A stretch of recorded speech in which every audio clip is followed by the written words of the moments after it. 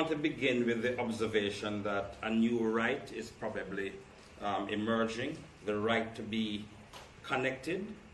I don't know where that puts the G in the cage model Professor Dunn spoke to, but it is certainly challenging the notion of geography.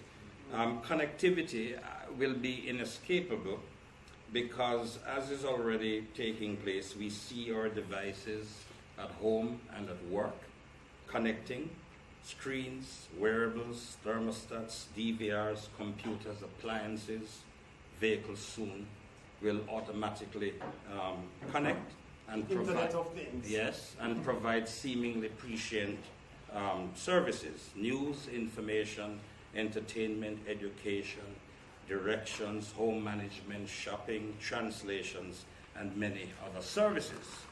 But it begs the question, at what price do we enjoy the benefits of connectivity? Our email, operating systems, online search engines, browsers, many apps are ostensibly free. And in order to keep it that way, internet giants and even the dwarfs who are on the internet now need to know, once they provide us with an app, who are our friends, what we say to them, what they say to us, the sites we visit, what we do online, and more. And I'm going to use Pokemon as an illustration. The maker wanted full access to players' accounts. And there was some public protest, and they said they backed down. But when I looked at their privacy clauses, it appears to be just as intrusive as what they thought about originally. Nobody reads this. I don't even believe lawyers read this. And there are people using Pokemon. They say the usual thing: our servers will record your IP address, browser type, operating system, pages, features used, time spent on pages, the links clicked on, and then the nebulous and other statistics. And they say the information we collect is a business asset. It is all about us, but it's a business asset. And it gets worse. We download and agree to this. They say we may disclose any information about you to government, to law enforcement, even worse, to private parties in our sole discretion, without reference to you. And they go further. If you terminate or deactivate your account, we, not just Niantic, the creators of the app, but its clients or its service providers may retain all the information about us for a commercially reasonable time period. I don't know what that means in law, except that we're at a disadvantage. Very clear. So the situational analysis here is that we have a proliferation of exponential technologies, and we're actually on the cusp of the explosion. Because what is to come is far more significant. Artificial intelligence, robotics, augmented reality, virtual reality, etc. At the same time, unquestionably, low levels of digital literacy and the commodification of personal information. And that's very insidious, commodification of personal information. A lot of information asymmetry.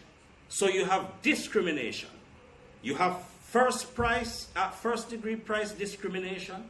Those collecting can predict our price point sensitivity and exploit that in negotiations, and also discriminate profile-based business decisions.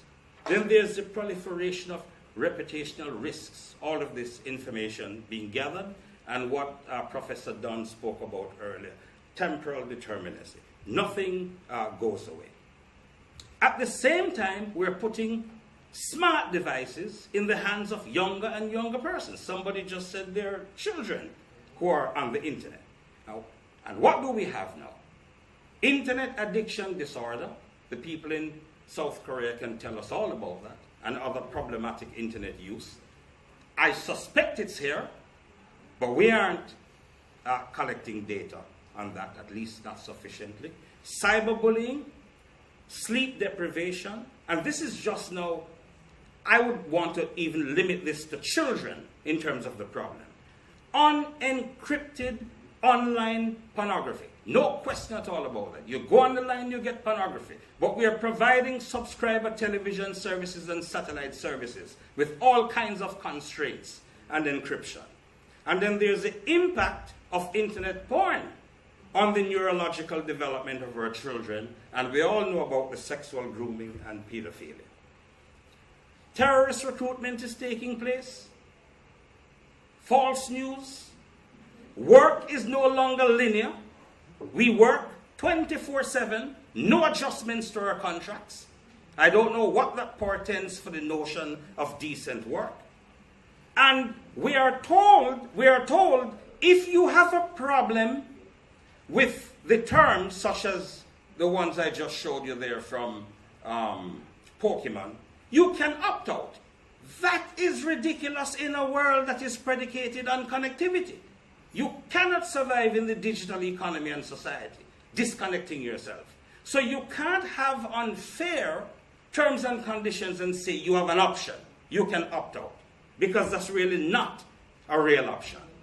All of those things are violating rights. Rights derived from the Universal Declaration of Rights, even the Convention on the Rights of the Child. Universal right, freedom of expression. But the Convention on the Rights of the Child, Article 13 says, yes, they have a right to get and share information, but it should not be damaging to them. So if they're accessing unencrypted pornography, we're violating their right derived from freedom of expression.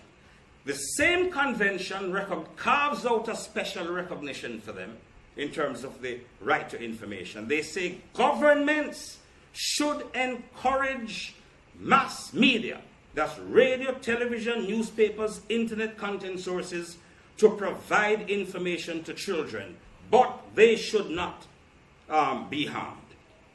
And what I described earlier is violating the right to protection from discrimination, right to privacy, right to democracy, being undermined by terrorist recruitment.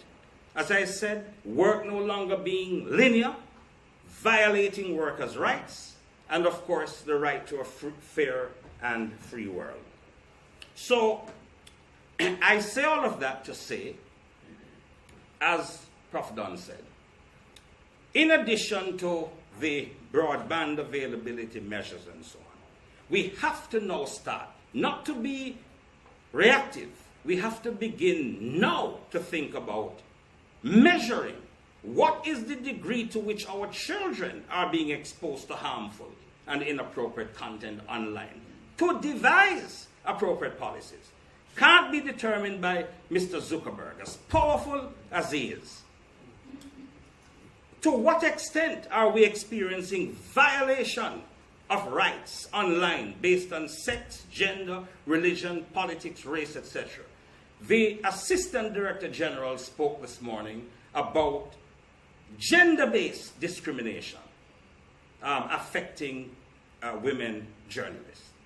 To what extent is there true access for remedies when there is online abuse? We are told there's a remedy. If somebody puts something up on WhatsApp, you don't like it, complain to them. Use their complaint mechanism. I live in a country where we are prototypes of human system interaction. We can use computers if we can't read. We can steal a computerized car and don't study computers. If there's a problem now with content, people can call the Broadcasting Commission in the Jamaican vernacular and complain. What do? Write an epistle to Facebook if they are challenged intellectually and in terms of literacy. So we have to determine now whether there are real rights existing. And then levels of digital literacy. We have to measure levels of digital literacy. Awareness of privacy rights. But deeper than that, are we understanding the online privacy policies, such as the one I illustrated earlier? The ability to detect fake news. The ability to distinguish between regulated and unregulated sources of information. Finally, are we aware of terrorist recruitment methods? And are we aware of some of the public health issues in the digital age, such as internet addiction disorder? Thank you.